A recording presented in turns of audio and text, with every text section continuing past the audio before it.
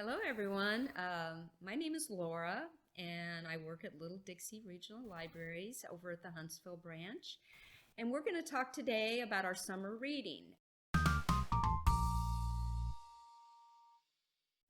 Our theme this year is Imagine Your Story, which is a really good theme. We can just, everyone use your imagination, which I love that.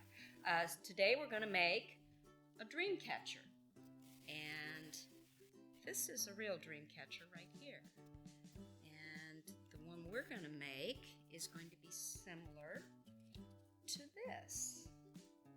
And they're pretty easy to make and a lot of fun. So the first thing I'm going to tell you about is the legend of the Dreamcatcher. So you kind of get an idea what a Dreamcatcher is in case you don't know. According to Native American legend, it is believed that your dreams, both good and bad, float through the air during the night, searching for their destination. While sleeping under a dream catcher placed by the person's head, the bad dreams get caught in the web to perish with the light of day, and the good dreams easily slip through the center hole, working their way down the web, catching all the good energies of the beads and adornments, which we have beads and feathers, as they float down the feathers and into the dreamer's head. One never fears their bad dreams again while sleeping under a dream catcher. So, if you make one of these, what you can do is hang it above your bed from your ceiling or on your wall above your head where you sleep, and it'll catch your bad dreams and your good dreams. Okay, all right, so what we're going to need to make a dream catcher is you need just a paper plate.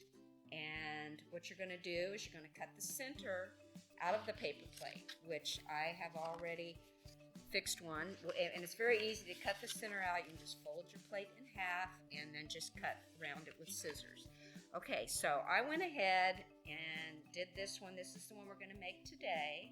I painted it, both sides. If you don't have paint, you can actually color it with markers or crayons, which will look just as good.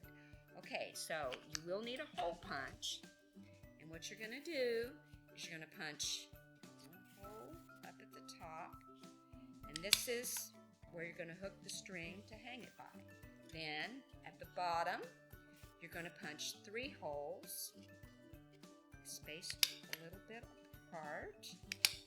And this is where we're going to hang the strings that are going to have the beads and the feathers. So you have 1 at the top, 3 at the bottom. Okay, so now around the center, we're going to probably punch, something like 12 or 13 holes.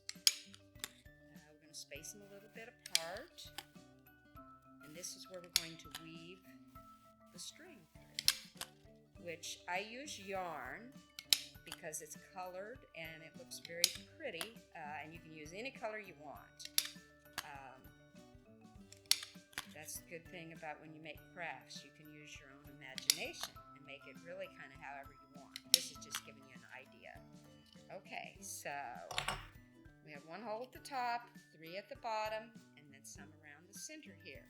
Okay, so what we're going to do first is we're going to get a string and we're going to weave it. Now, when you use yarn, they tend to unravel at the end. So what works good is if you take a little piece of tape and you put it right around the end where it would unravel. That way it will go through the holes a lot easier. It makes it a lot easier to weave it. Okay, so we just wrap that right around the end like that. And all right, and you can start anywhere on here, weaving it through here. Okay, we're going to start with red.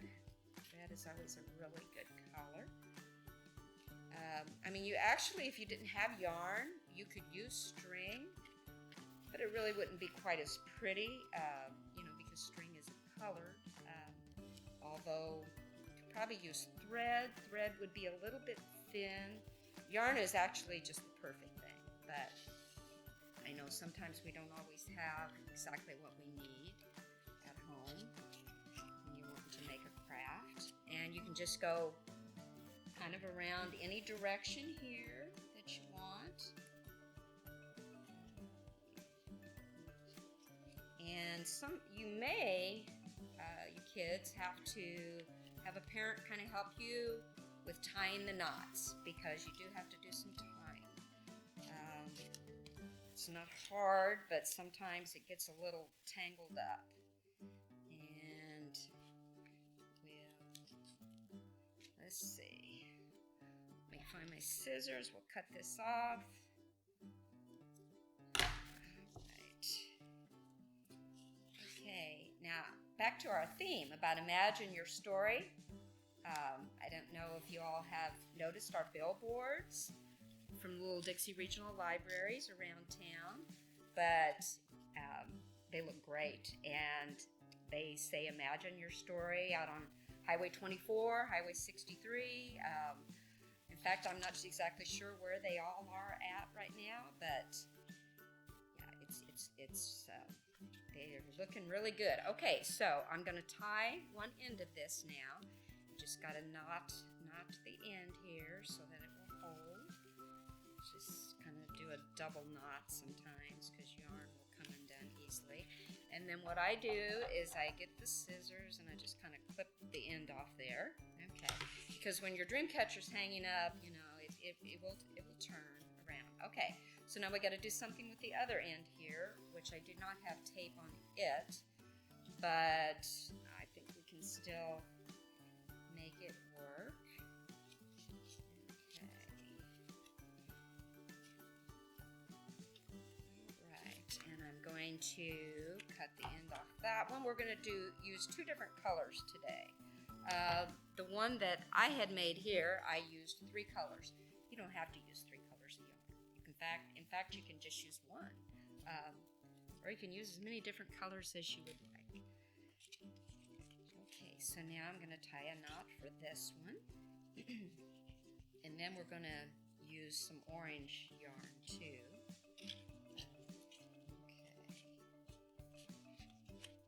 And I hope you all will be able to come to the library, any of our branches this summer. Check out books.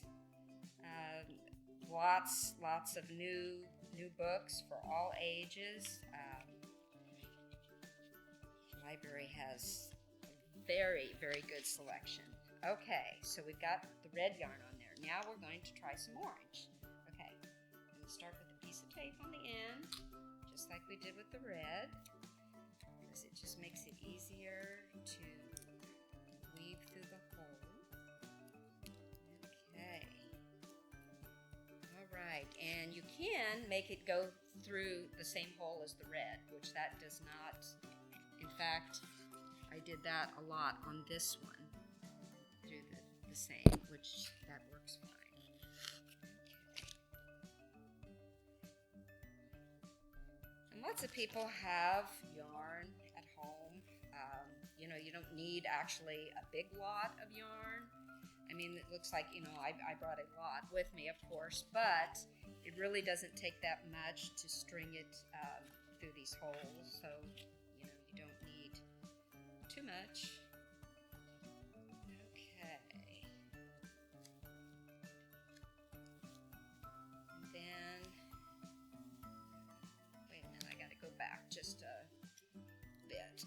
Tangled up here. Sometimes you get kind of tangled up, but just kind of got to work with it and get it straightened out. Okay.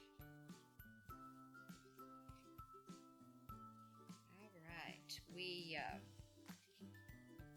will miss having our programs this summer at the library, but like I say, you all will still be able to come and visit and check out books. And hopefully some of you all will be able to make some of the crafts that we're doing and showing you. Hopefully. Whoops. Okay, so let's go the other direction here. Right. Sometimes I get tangled up too. Let's cut this off. That way it'll be a little bit easier. So tangled up here. All right. as I say, weaving is a little bit difficult for some people. So like I say, if you need a parent or an older brother or sister to help you, just ask for help, because this is actually a really fun craft to make. I enjoyed making them. And like I say, if you don't have paint and a little paintbrush at home, just use crayons, markers, and it's really pretty simple. So you just need paper plate, yarn. We are going to tie some feathers and a few beads on there too.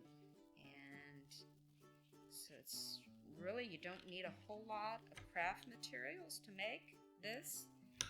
Okay, so far we've got it looking like this. Okay, we're going to weave it through here just a little bit more, and then I think we're going